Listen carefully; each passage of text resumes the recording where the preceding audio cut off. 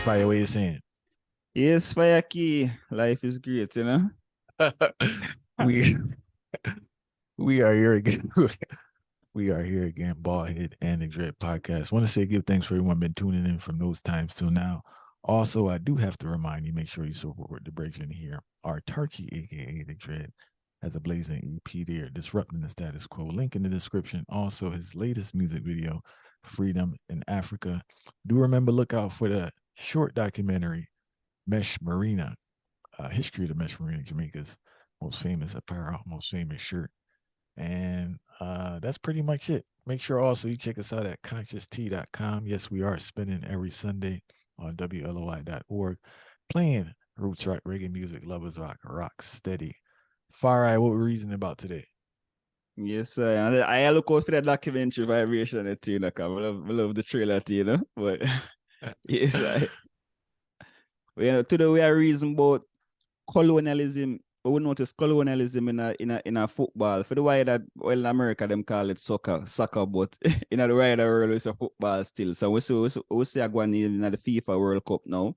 We see a whole heap of colonialism take place and we see that dominate the whole thing. So we really want to break down the spectrum of what take place in a football at the moment and even at the wider world too. I know it affects more than one sport, but this is the prime time now where we see the FIFA World Cup take place and it really a showcase itself. So that we really want to dig in at, you know? And for people, sorry, Far. No, got you, man. No, I was saying for people unfamiliar with the population of Africans and Europeans, I found this wonderful list here. I'll just read it off for you. Senegal has 62 players, Senegalese professional football players who are playing in Europe. Morocco has 56. Nigeria has 54. Ivory Coast has 50. Ghana has 46. Algeria has 32. Mali has 32. Cameroon has 28. Congo has 23. And Guinea has 13. So that's a whole heap of time. We're just dealing with Africa Fire. We're not dealing with people from Caribbean, Brazil, who I want to speak about later. We're just dealing with African professional football players who are European teams are utilizing their talents and benefiting from their talents. We always speak about brain drain, and it seems to be a humongous talent drain. And we want to talk about the implications that this creates on in the whole football world. The first thing I'm really there mention talent drain, and the part they really want to focus on, right? Because we see talent drain are going all across the sport itself, where any youth who want to develop, them have to go to Europe to get development what them need. For instance, Jamaica have a wonder kid right now, him called Dujan Whisper Richards. And the whole question is spark a whole outrage and a whole debate. The way I'm a perform, they must say, okay, all right, Jamaica can't contain him. Jamaica can't contain him. So everybody a hope for a European side, see him and actually him go trials and all of these things and actually make it out from a European perspective so him can come back and represent the nation. So me I say to myself, say, this kind of crazy when you think about it in a fire, because if this youth become a wonder kid, I see him because I watch the sport. I'm see him and I say to myself, say, so him have to go Europe so that and nobody in the country no feel away for no say, boy, we have to develop our talent in a Europe. Why? What about our academy? And what about our farmer institutions then we can develop a youth? It shows so we don't have no farmer institution we can develop a youth. And we have to look forward to Europe for be the savior again. And at that really are the main problem and so comes them drain with talent because them are the main thing. When everybody watch a football match, take international out them have to watch a English Premier League. Remember the main top leagues them in the world now regarding to football, English Premier League, La Liga, which is Spanish, our German Bundesliga, our League One, which is France, our Dutch league. So you see all of these places, you realize all of these places we have the top football academies in the world now. So when you check it out now, the youths them from these nations, what them are classified as developing nations or people call them third world, them now have to really head towards that now for even get one farmer exposure. So it made them feel like say the ultimate place to be and the ultimate people who can actually access technology, because technology them are used for and classify as the development, you know, because most of these academies in a sport, it's based on the technology will determine how big them is. So technology finance, if them have the money, can get all of these sporting players around the world together, so them can benefit collectively. So it's like to me, it's like the same type of chattel slavery vibration where a man pull a slave from over Senegal, him take a man from over Ghana, and him take a man from over here, so all for build theme empire. And then it's like the European empire just go up and up. And we ask individual people now, so where you think the youth for go? Everybody I tell you straight, say, oh, Europe him for going for left Jamaica alone because Jamaica can't do nothing for him. And in fact, and the sad part about it, normally, me as a politically conscious person would have fight against the type of thought there. But you know the reality about it? The reality is that him can't develop nowhere Jamaica, because Jamaica now have the facility for maintain him or treat him weakness them for make sure say him weakness. Example, say him can't dribble as much, or just an example. Jamaica now have the facility or the opportunities them for make him strive. So it's very ludicrous to me how come we not see ourselves as that good enough, or we not see ourselves as that great in technology. And also it shows say we lack of finances too. As a nation, we don't have no form of development for ourselves. So it starts from this even before you go international, because into the international ball game where we see and the spectrum where we see on the international forefront who represent each nation. It come from the camp them where them did there, and because most of them go to Europe now for the opportunity, that's when now them start looking and see themselves now as European for the most part, and that's so the problem start coming to play for you, and it start become one entangled whole thing where yes, let's worship Europe, the place where our youths can build, our youths can grow, and then at that type of concept. And the next part of it is that, well, a lot of people probably don't understand is a youth in a Europe who live in a Europe and already have access to certain things. Them don't have to wait till the age of 18 for join an academy and things like that. But you see youth coming from places like Jamaica and some parts of Africa and thing, in regards to the work permit and all of the clarifications and what them need, them can't do that until the age of 18. So then the opportunities what them get is even less. And that's why you see enough of them now start trying to approach the European market even before the age of 18 and I try something off that farm. And then once them reach you know, you see it start spill over into the whole international market, and as so comes now them start to want to represent the nation them. See, so how crazy the whole thing be. We are look on the sport where we like and thing, you know. But beyond the sport, where we are looking on for the entertainment part of it, you know, the colonialism really take place, and nobody now really meditated from the aspect they fire. And it really a show we weakness as black people. I show we unification. It a show so we not have the development amongst ourselves fire. And it really sad for no say a Europe we look forward to develop our talents.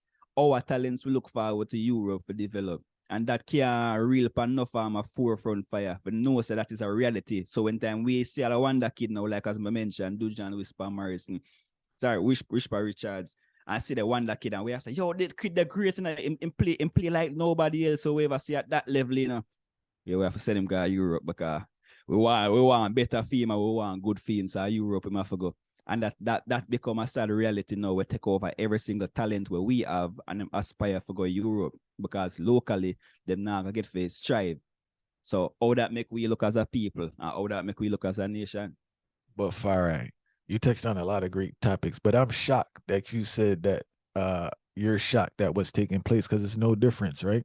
Say, for instance, now the player is a natural resource, right? A valuable natural resource which we extract from the colony and take back to the mother country. That's the same thing with the player. Now, in regards to the whole mind frame, we know already, we had this conversation in regards to white validation in all aspects of everything. You could be great at what you do, but if it's not validated by white people, then you're kind of mediocre. So you have players now within themselves saying, I need to prove myself on a higher market and a bigger market and generate more money. Then we have to factor in the finances and lack of vision and lack of investment. You have a place like Jamaica that generates all this talent for track, football, soccer, whatever you want to call it, and even reggae. There are no infrastructure or facilities or programs to nurture this talent. So if it doesn't exist, what you expect a man to sit down there and do is suffer. It's kind of unrealistic in a sense that, you know, because I want to be clear, the player shouldn't be chastised. for their actions because they're doing what's beneficial for them, what's beneficial for their family. But collectively, it's destructive, especially to the psyche, because it's a nasty cycle now where you keep seeing people viewing the European country as the highest, as the pinnacle of everything, when it really doesn't have to be the case if the country were to invest. Now, I am aware of their we're speaking about Jamaica in this case, their dependence on the IMF and World Bank for certain monies. And I'm pretty sure there's no stipulation in regards to developing athletics. And it probably would make sense. And if I was a European country, I would make sure they didn't get any money to develop a talent or a niche that they have to make sure that I would benefit. I would benefit from it more than them. There's a cool article here in New York Times. Let me pull it up so you guys know. It states that it came out in November. Say at this World Cup nationally is a fluid concept, right? They speak about a gentleman from Cameroon. He was a great soccer player. Now he's the president of Cameroon's soccer federation. But he was running around trying to get people to come back. I found in particular there's some guys, Williams. I guess they grew up in Spain. One went back to Ghana, the other one stayed there. So there are players with that consciousness, and he has a great quote stating that like he really wants to represent Ghana. So everyone's not fully gone, right? And those who are, I don't want to say fully gone, but everyone aren't does not have that mind frame. And those who don't have that mind frame, to a certain extent, I can't knock them because they're professional athletes, they're not political activists, you know. So they may, for whatever reason, usually it's monetary or some type of long-term benefit they think they're going to get to say, wait, I would pay if I was born in Congo, right? That'd be a French vibe. I would just play for France instead of Congo, even though Congos participate, you know. And like, but this is a great. I'm glad you picked this topic because this is a great view or insight in regards to how neo-colonialism still has their hand in different things that we're unaware of. You see it in all sports. You see it in industries, right? Jamaica produces, regardless of the attention on violence and negative things, Jamaica has hundreds of thousands of brilliant people. But the way the economy is set and the way the opportunities are, they're not gonna sit. You may have some like a sister, like a sister B or somebody that's gonna say and rough it out. But the average person just gonna jump ship and make money in US, Canada, or a European country. And the fact that they're able to go there and sell so much shows the heights of their capabilities. Because we all know that when the Jamaica touchdown somewhere, fire whether good or bad, they're gonna do it to the heights. You know, whether good or bad, they're gonna excel. But back to the whole soccer vibe, man, it's just a situation where capital, right? Who has the capital? That capital could really draw somebody out, and also the whole prestige and the mind frame. You know, it's like why would I sit in Brazil and play in this league, even though it's a great thing where I can go to Europe? And we know some have done it. Or why would I stay in Jamaica and I don't have a proper facility? I saw an interview with a guy, Leon Bailey. He was looking out against the JFF in regards to what they were doing and just not being professional and that type of vibe. So it is what it is. We have failed, right? We have failed. Not all countries, because some countries are um, put money into the development of talents that can benefit the country. But Jamaica, we're saying, right? I don't know what they're doing with their money. I don't know what they're doing with their money, but they definitely not putting money into athletics to keep the talent there. It's the same thing with reggae. It's the same exact thing with reggae. And I don't want to bring reggae into the mix, but I have to because what does the country do to nurture, to preserve, to develop reggae talent? Zero. That's what I'm saying.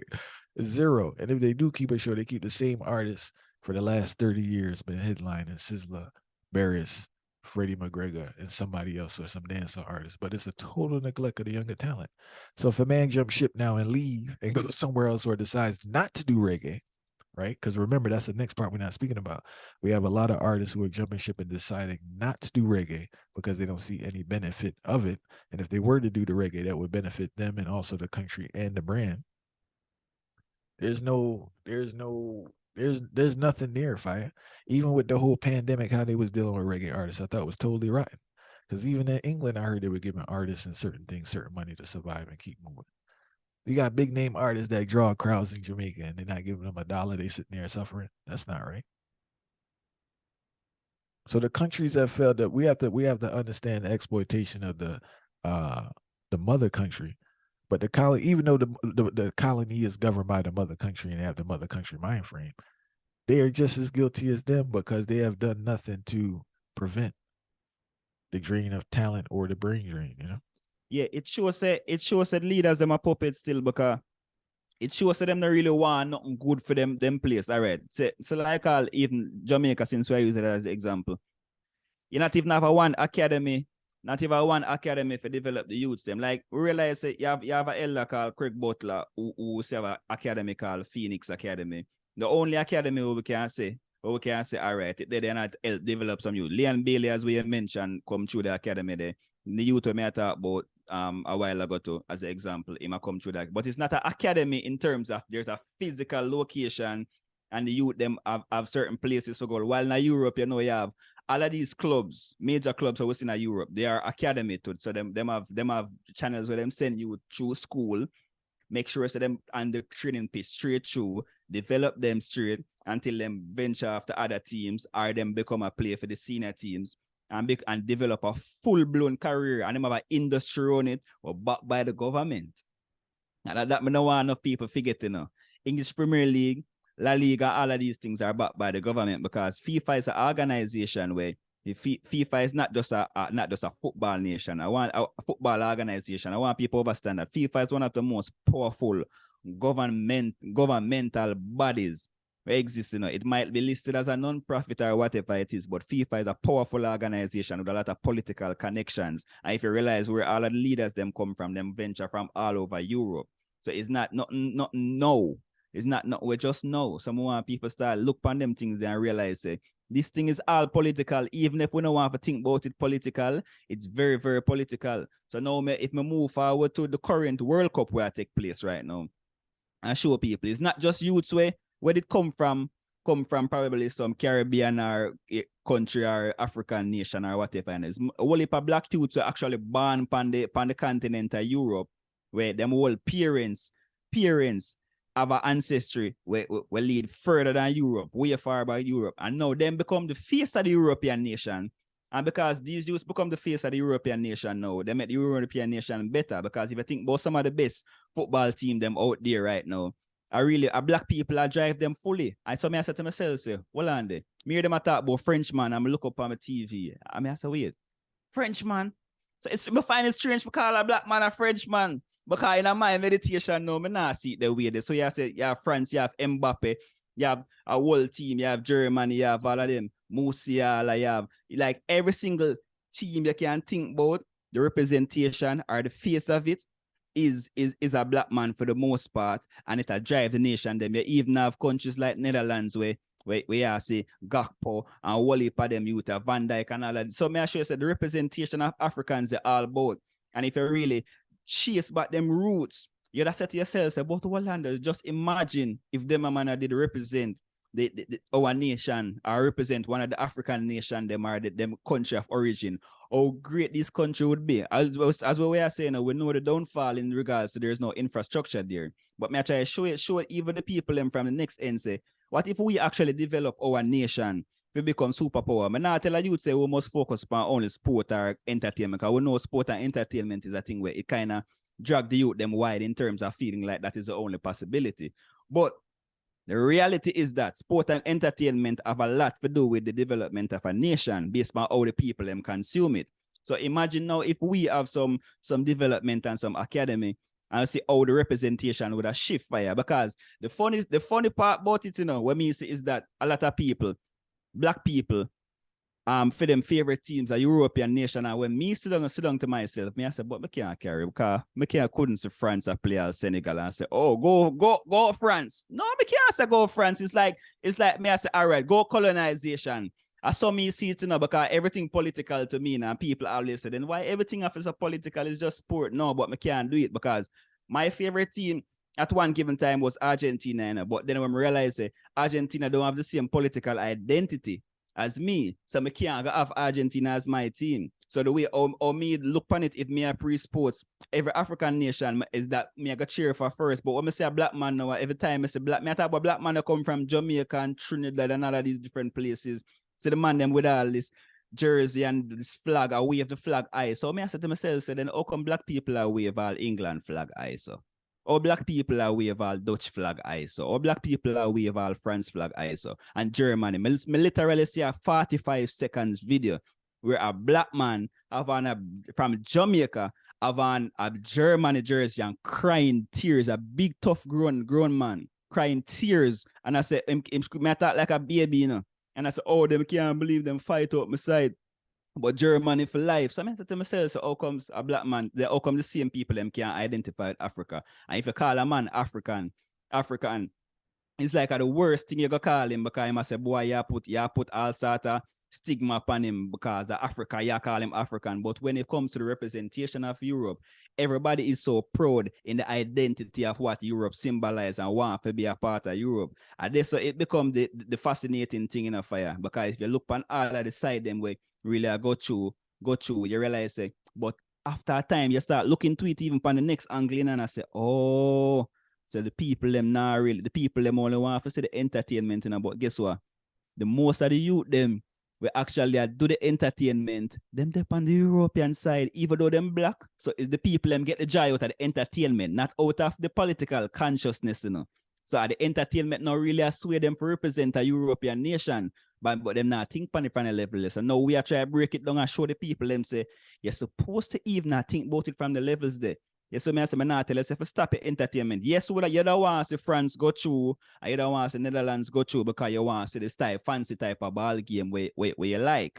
And I realize that's why the people then bring them, because we get for over say majority of people is not politically conscious. I can't not that or try to beat it in them heads, boy, be politically conscious 24/7.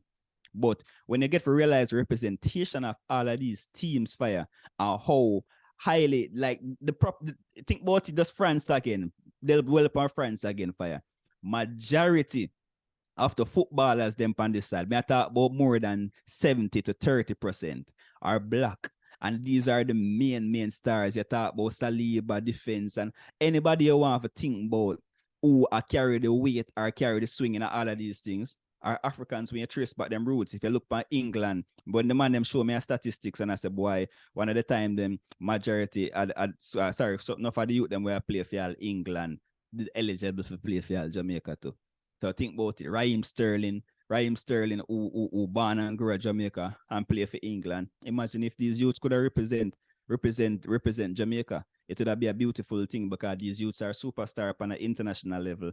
But me see it now, as we said, the Leon Bailey thing with the JFF thing, is where last time me checked the players them for Jamaica, 3 paycheck behind. So think about it now. I'm on a play for England where him probably come off of the ball field, him agent or whoever, him accountant or them can see for them food funds coming out of them account. I'm on a play for Jamaica internationally, up to date now, him 3 paycheck behind. So it's like, oh, man, I go want to be a part of the organization there. So while me have the political consciousness, I'm say, all right, I can't believe that this are going, black people are support European nation. I still have to wonder why them do it. And now I kind of see the full scope. When I start come down to earth now, I start see the full scope of why them support, because when I realize it's not a political conscious ideal thing, you know. It's just an entertainment thing, and them want to see the entertainment, and entertainment I got most to come from Europe, because of Europe, the academy them there, Europe, the scouts them there, Europe, the money there, Europe, the most important part, even beyond all of that, is Europe, the technology there, because man can say, boy, he might play football, he might have a VAR, which is a virtual assistant referee. He might have VAR, he might have technology where he can develop all of them things. The part them really say, want to our nation. How come our nation can't do it? And you see, there I talk about Brazil, and I want to tell you say something special about Brazil too, where we must even identify. And this is very, very important too, because Brazil outside of Africa, Brazil have the most African population outside of Africa. And that's very important to note, because the most fascinating football nation in history who produce footballer where even scientists try to study and can't understand how could them man develop so much different ball. Scientists in a fire, like literally try experiment that and I try to understand how. When I realize say Africans talented beyond the levels where we're not even understand. So we know in ourselves have to start digging and say, oh, we are going to do the thing. It even reminds me of this FIFA World Cup, remind me of coronavirus in a fire. You know why? what them call the vaccine thing where them come with. Me not in the vaccine business, but me I say when time the vaccine thing I go around, the Caribbean, Jamaica and the Caribbean never even have one trial that them could do because they could not fund a vaccine. So I mean, I say, how could you have a whole Caribbean where supposedly have this CARICOM? What is the representation of CARICOM that you can't even fund a vaccine? That's how much we have poverty, and that's how we live underdeveloped, and that's how much we give out to Europe. I wait for Europe to save we, I wait for US to save we, I wait for the broader colonial world to save we from everything. So from sports, we wait for them save we, with entertainment, we wait for them save we, with health, we wait for them save we, for food, we wait for them save we. You're so crazy before you. No, a serious thing, and while they're waiting for them to save them, they the ones profiting. All right, one last thing I want to touch on, a topic that this highlights is the next generation in regards to people being born in the diaspora, right? I've noticed that the the patriotism for those born in America or Europe or any other country is very tricky. You have some that really embrace the country and the culture of their parents, and you have a lot who push it away, who have great disdain and shame in it. And one thing I've noticed, especially for people who are highly successful, especially at a young age, due to assimilation and their social surroundings, those are the ones that tend to let it go, all right? Because the environment that they're in doesn't have room for that culture. They may do it in a way, in a little frivolous way, for little jokes and this and that, or something that's exotic.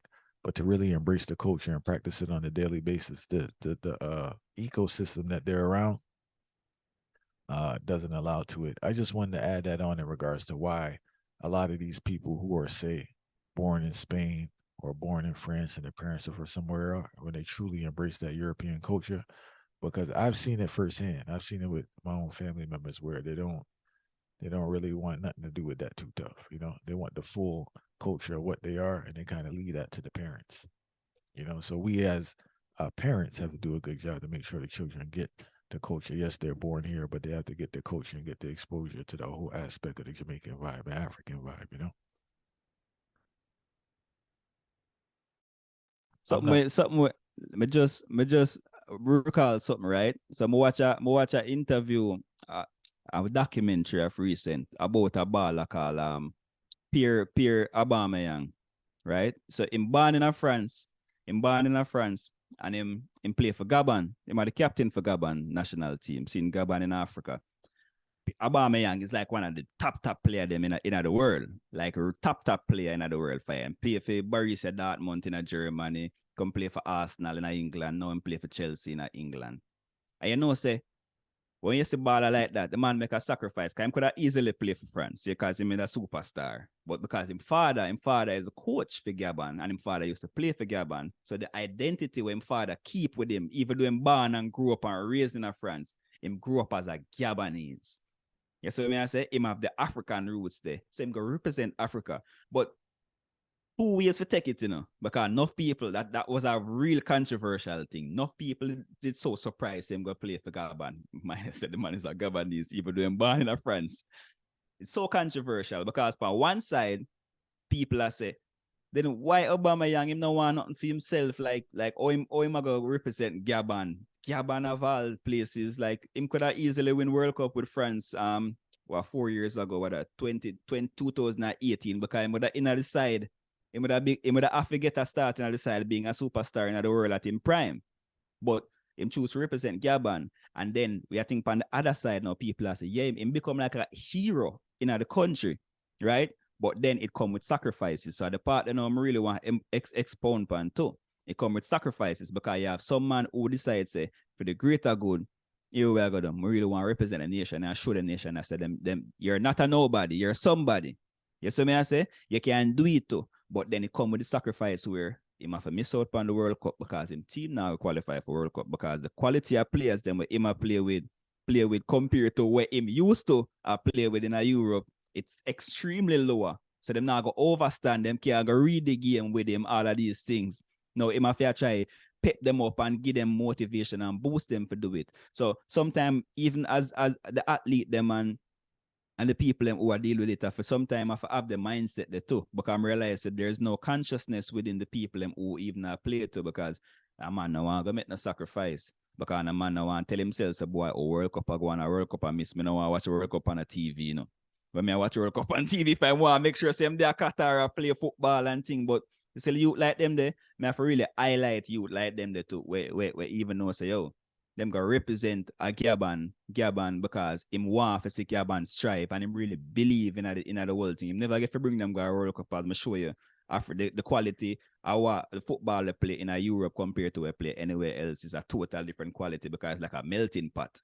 You see what I say? But it's a sacrifice where enough for the man them have to overstand, so you can make some sacrifice. Even the same Leon Bailey we are talking about, him never have to play for Jamaica because him there travel through Europe and him could have find some connection for go play the European team. But him even not show you say, you know, say, I go play for Jamaica same way and represent my nation, even though my nation has developed a certain way, and even though JFF is an organization where have a heap of corruption in it and things to man still go represent them nation. And sometimes we have to overstand, say, if we really want to see a change, some of the baller them and some of the people them, and them would have a consciousness and say, we're going to take a risk, we represent the nation and be the first to lead it out. But sometimes no man really want to lead out no course, because I realize we talk about this accountability thing and it really go across the board, you know, because nobody don't want to be accountable for say, all right, and we did represent a nation and this never did go on good, but let's come again and let's do that. Because sometimes it take even one man in the spotlight for sure, a man say, oh, wait, Aubameyang represent Gabon, and next man realize him have Gabonese roots, and him say, wait, the Gabon me I go play for, and you see the team start build up. But most man just start shun them own nation now, and I say, all right, me I go for the glory. Probably if I play for England, I know say, boy, England can keep me upon the particular, sustain me upon the level, yeah. And then on top of it, most of these players already, them already are millionaires too, you know. So the part that too, a whole heap of angle, yeah, already a millionaire, you know. So if you represent your nation and try to build up or try to develop the thing too. But it's not a one-way street, come look on it from the other side. Okay? A man can't develop a nation, it's the government. No, but even so, we gotta think about the consequences too. If they do go to play for their nation in regards to the leagues that they're in and the links that they have, you know. So it's a complicated situation. And I just, as you mentioned, it is unfair to ask athletes and entertainers to make that political stand. Reggae artists is a little different because you're talking about politics all day. So that's a different argument. But for the athlete, it is unfair to ask them to make that political stand, because that's what they're doing. They're making a tremendous sacrifice and almost risking their livelihood in future, because what if they do get hurt playing for their particular team? They can't go back to their league in Europe and all that type of vibe. So it's a complicated thing.